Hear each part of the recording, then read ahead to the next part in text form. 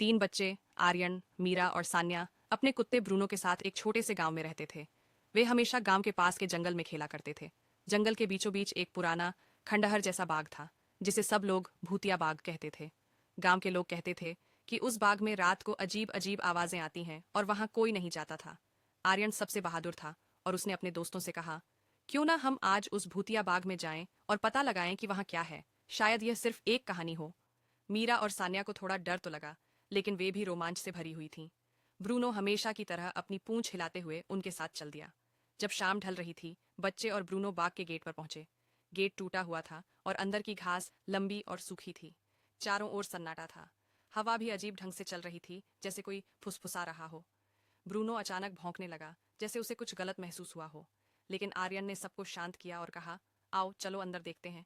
जैसे ही वे बाग में दाखिल हुए, उन्हें पुराने पेड़ों के बीच से अजीब सी आवाजें आने लगीं। पत्तों के खड़खड़ाने की आवाज, जैसे कोई छिपकर देख रहा हो। सान्या ने डरते हुए कहा, शायद हमें यहाँ से वापस जाना चाहिए।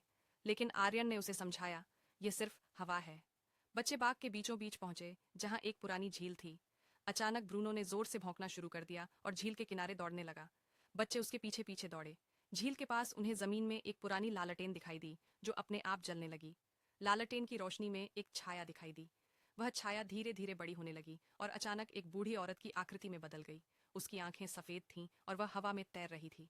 मीरा चीख पड़ी, यह भूत है। लेकिन तभी बूढ़ी औरत ने नरम आवाज में कहा, डरो मत बच्चों, मैं इस बाग की रखवाली कर रही हूँ। बहुत साल पहले इस बाग में मेरे परिवार ने मुझे धोखा दिया और मुझे यहीं दफन कर दिया। अब मैं सिर्फ सच्चाई की खोज कर रही हूँ।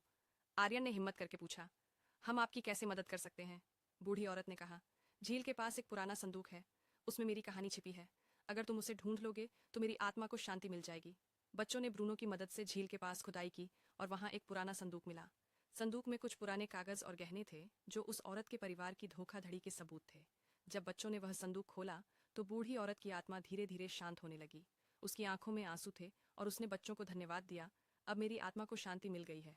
अब यह बाग फिर से सुरक्षित है। और फिर वह औरत धीरे धीरे गायब हो गई। बच्चों ने संदूक को गांव के मुखिया के पास पहुंचाया, जिसने उसके परिवार की सच्चाई सबके सामने उजागर की। अगले दिन से वह बाग बिल्कुल सामान्य हो गया। अब वहां से कोई अजीब आवाज नहीं आती थी और गांव के लोग वहां जाने से नहीं डरते थे। आर्यन, मीरा, सान्या और ब्रूनो ने मिलकर एक बड़े रहस्य को सुलझा लिया था और उनकी बहादुरी के चर्चे पूरे गांव में होने लगे।